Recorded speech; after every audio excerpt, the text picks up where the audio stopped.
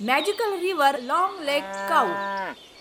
एक घना जंगल था। जंगल का राजा एक सफेद बाघ था। वो बहुत ही दयालु और नेक दिल राजा था। बाघ की पत्नी बाघिन गर्भवती थी। बाघ और बाघिन अपने बच्चे का बड़ी ही बेसब्री से इंतजार कर रहे थे। उसी जंगल में एक गाय थी, गौरी, जो बहुत ही दयालु थी। जंगल के सारे जानवर गौरी की बहुत ही इज्जत करते थे, यहाँ तक कि बाघ और बाघिन भी। गौरी का इस दुनिया में कोई नहीं था। वो जंगल में सबसे मिलजुल कर रहती थी। वो बाकी जानवरों को अपना परिवार मानती थी। सब कुछ अच्छे से चल रहा था।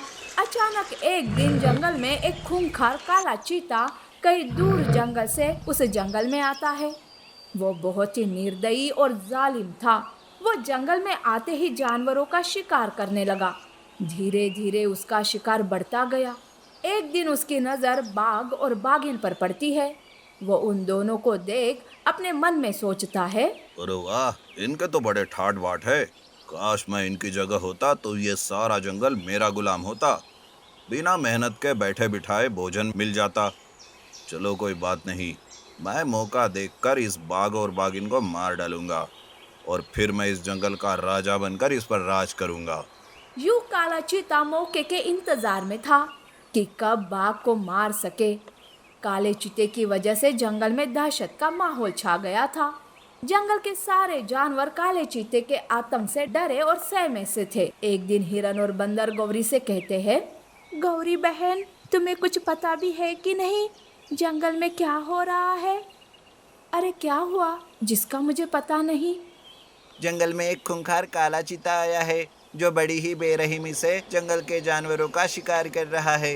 वो हमारे जंगल के कई सारे जानवरों को मार चुका है। हे भगवान, जंगल में इतना सब कुछ हो रहा है और मुझे कुछ पता नहीं। हमें ये बात महाराज को बतानी होगी।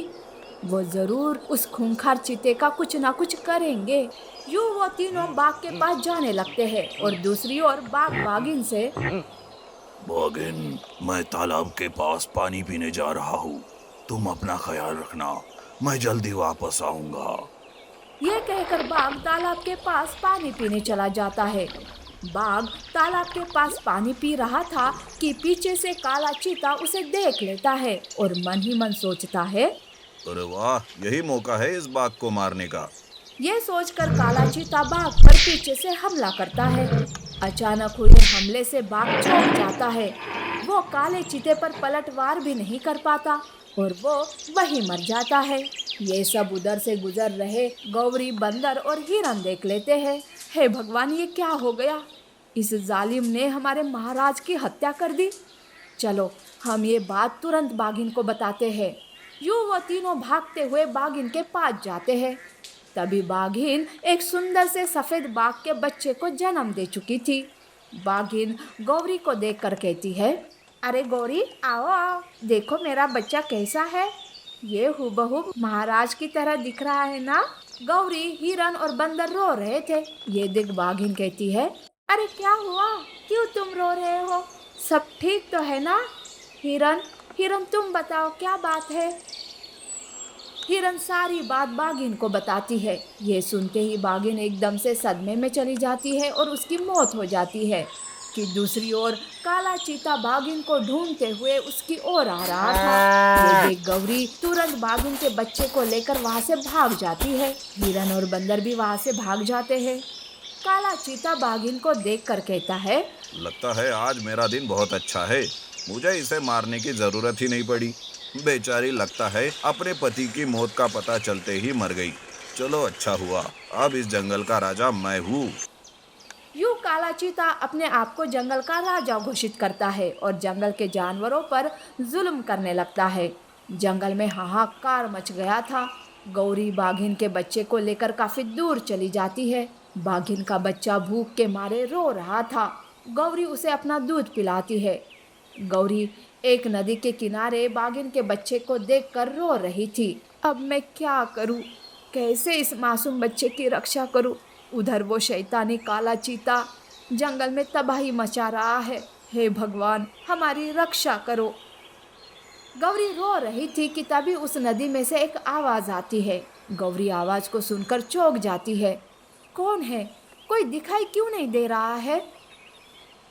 डरो मत, मैं एक जादुई नदी हूँ। कौन हो तुम? क्या हुआ? तुम क्यों रो रही हो? गौरी सारी बात जादुई नदी को बताती है।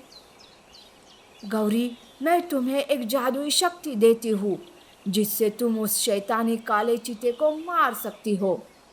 ये कहकर वो जादुई नदी का पानी गौरी के पैरों पर पड़ता है।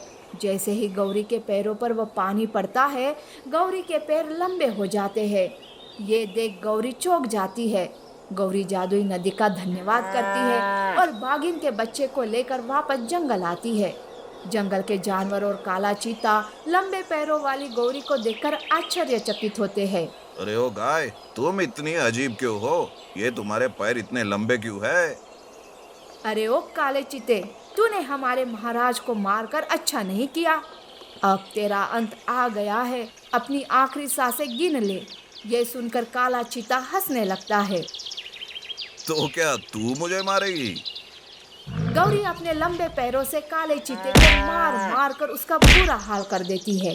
काला चीता मर जाता है। जंगल के सारे जानवर तब चैन की सांस लेते हैं। गौरी के पैर फिर से पहले जैसे हो जाते हैं। गौरी बाघिन के बच्चे को वीरू कहकर बुलाती है और एक माँ बनकर उसकी देखभाल करने लगती है। गौरी जंगल पर जब भी कोई मुसीबत आती तो वो अपने लंबे पैरों से जंगल की रक्षा करती थी।